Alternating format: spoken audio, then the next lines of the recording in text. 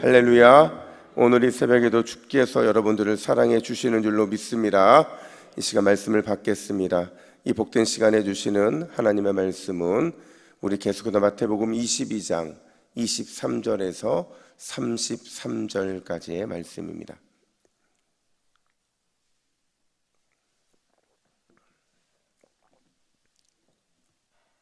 신약성경 38면 마태복음 22장 23절부터 33절까지 약속을 굳게 잡으라라는 제목으로 오늘 말씀을 받겠습니다.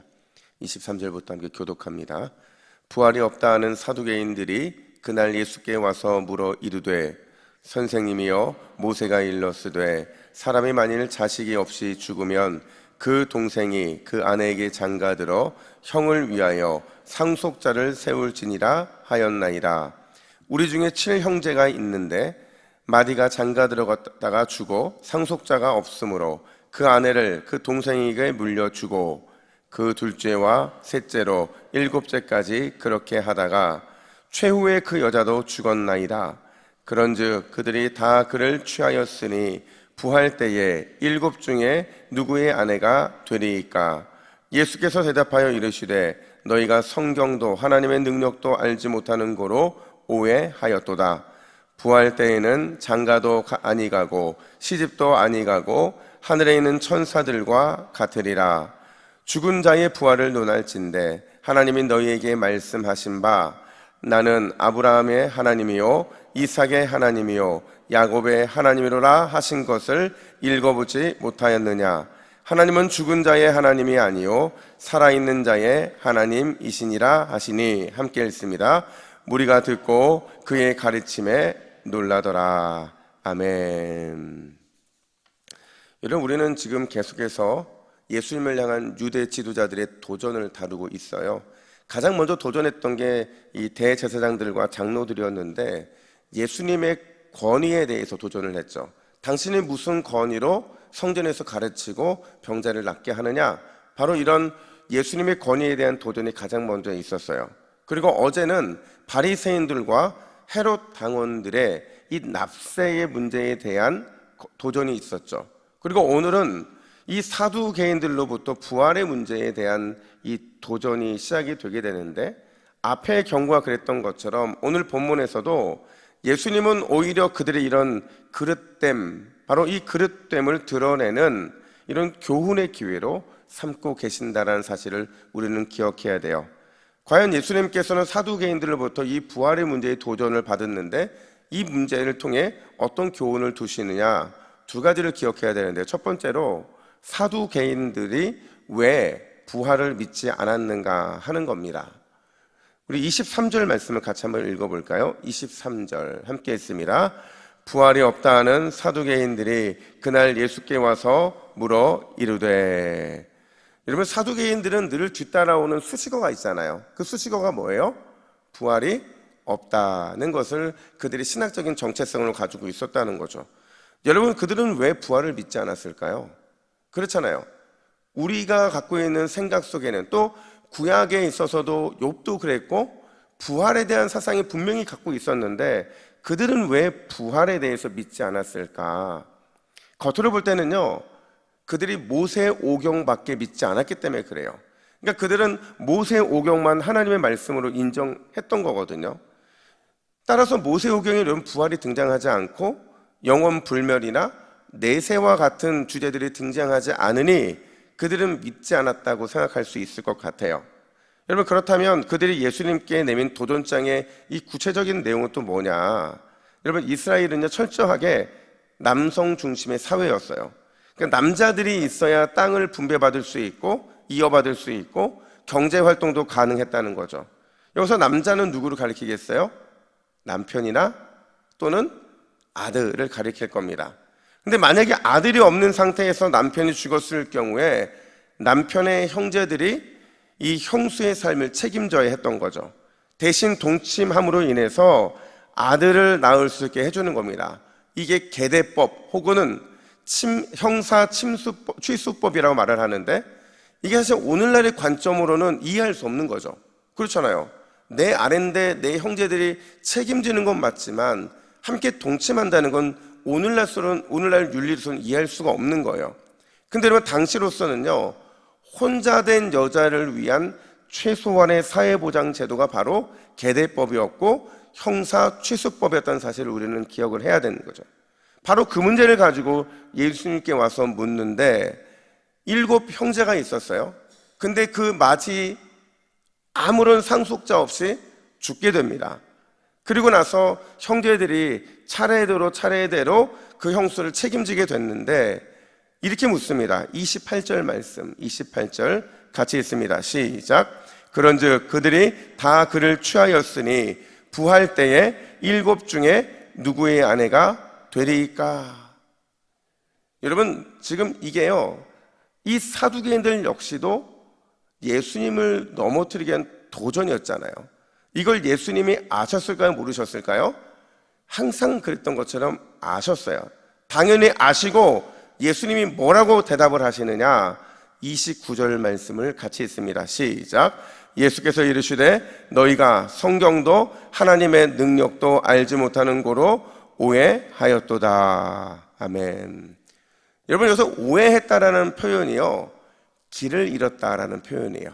그러니까 그냥 오해했다는 게 누군가의 의도를 이해하지 못했다는 게 아니라 길을 잃어버렸고 그렇게 헤매는 과정에 있다, 바로 이런 표현이거든요. 무슨 말이냐면 사두개인들이요, 진짜 부활을 잘 몰랐던 게 아니라 그들은 부활을 믿을 필요가 없었다라는 거예요. 다시요. 여러분 사두개인들은 부활을 몰랐던 게 아니라 일부러 부활을 믿지 않았다는 거죠. 왜냐하면 그들은 부활을 믿을 필요가 없는 삶을 살았기 때문에 그래요. 당시 사두개인들은요, 이 사내들인 공회의 원으로서 막강한 권력을 가지고 있었어요. 이들이 갖고 있는 이 막강한 권력은요, 종교적인 문제로 사람을 죽일 수도 있는 문제였어요. 심지어 성전 제사장 그룹이었거든요. 그 당시 성전에서요, 이 상인들과 이 모종의 관계를 맺으면서 어마어마한 성전에서 나오는 막강한 수익을 그들은 누리며 살았던 사람이거든요. 근데 그들의 손에는, 한 손에는 권력이, 한 손에는 막강한 수입, 부가 쌓여 있다 보니 그들은 이 현실 세상에서 이 부와 권력을 누리며 사는데 굳이 내세의 부활이나 내세에 있을 일들과 같은 것을 믿을 필요가 없다고 생각을 했던 겁니다.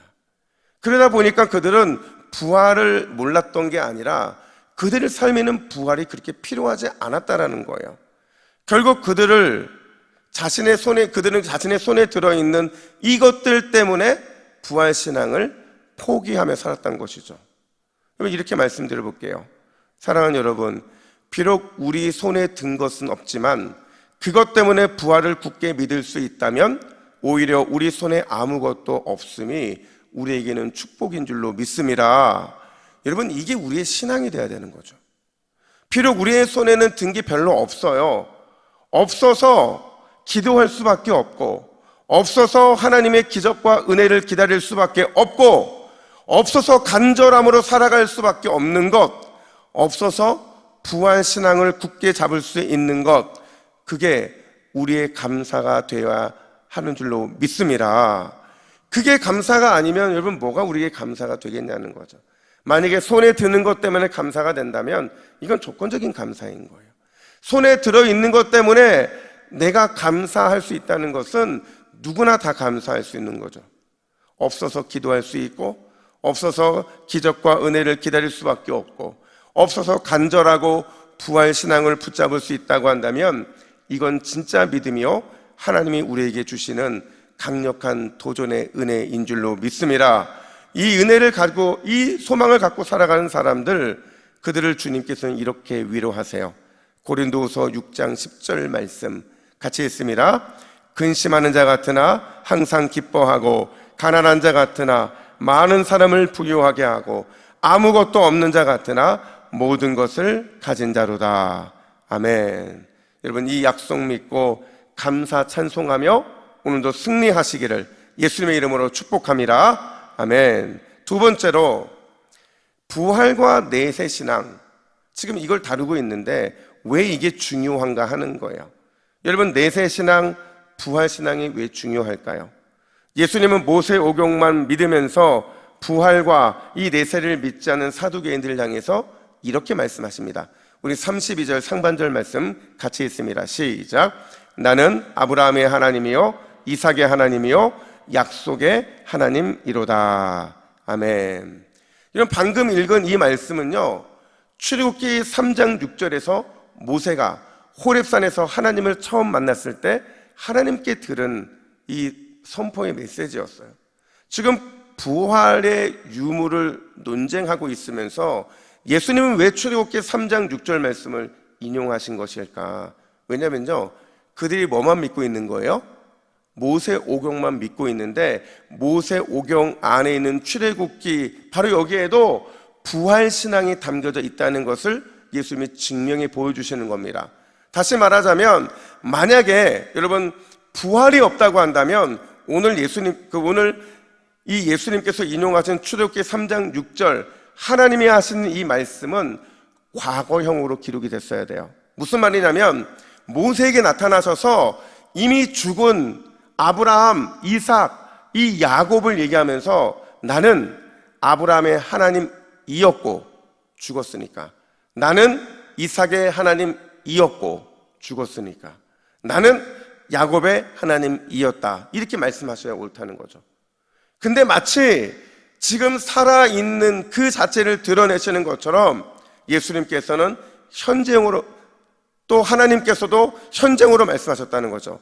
나는 아브라함의 하나님이고 나는 이삭의 하나님이고 야곱의 하나님이다. 정리하자면 이런 겁니다. 비록 약속을 받은 당사자들은 다 죽었지만 그 약속은 살아서 또 그들 역시도 부활해서 여전히 살아있다는 것을 지금 이 말씀을 통해 증명하고 계신다라는 거예요. 그래서 결론적으로 예수님은 뭐라고 말씀하시느냐? 32절 하반절 말씀 우리 같이 읽습니다. 시작.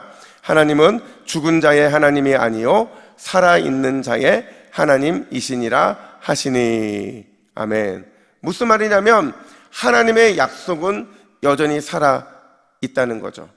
아브라함과 이삭과 야곱과 맺은 언약이 살아있는 것처럼 오늘을 살아가는 우리에게도 주님의 약속과 말씀은 여전히 강력한 생명력으로 살아서 우리에게 역사하는 줄로 믿습니다. 여러분, 우리 성도들이 살아가는 힘이 뭔지 아세요? 이미 약속은 받은 것은 수천 년 전이고 이미 하나님의 말씀의 약속은 우리 가운데 죽은 것 같이 보이지만 여전히 강력한 생명력으로 살아서 우리의 삶에 역사한다는 거예요. 그 살아있는 말씀이 우리 가운데 임하기 때문에 오늘도 우리는 그 약속 붙잡고 기도하는 것이고 그 약속의 소망을 붙잡고 하나님 앞에 믿음으로 나아가는 줄로 믿습니다. 여러분 기억하세요. 인생 100가지 문제가 우리 가운데 찾아온다 할지라도 모든 답은 예수 그리스도 약속의 그분의 말씀의 능력으로 나타나게 되는 줄로 믿습니다. 이 소망을 가지고 인생 100가지 문제와 싸워 승리하는 우리 모두가 되기를 예수님의 이름으로 축복합니다. 아멘. 우리 함께 화면을 보시고 기도의 제목을 같이 고백합니다. 같이 고백합니다. 주여, 부활신앙을 믿음으로 하늘의 복을 간절히 사모하게 하옵소서. 약속의 주님을 바라보며 오늘도 말씀의 능력으로 승리하게 하옵소서. 아멘. 기도하겠습니다. 하나님 아버지, 오늘 이 새벽에 주님께 나와 다시 한번 부활신앙을 소망하기를 간절히 원합니다. 하나님, 부활신앙을 잃어버리는 삶이 아니라 날마다 부활신앙이 강화되어서 우리의 삶을 통해서 주님의 약속을 바라보며 말씀의 능력으로 승리하는 모든 새벽 기도자들 될 수 있도록 주께서 역사하여 주시옵소서. 감사드리며 예수님의 이름으로 기도하옵나이다. 아멘.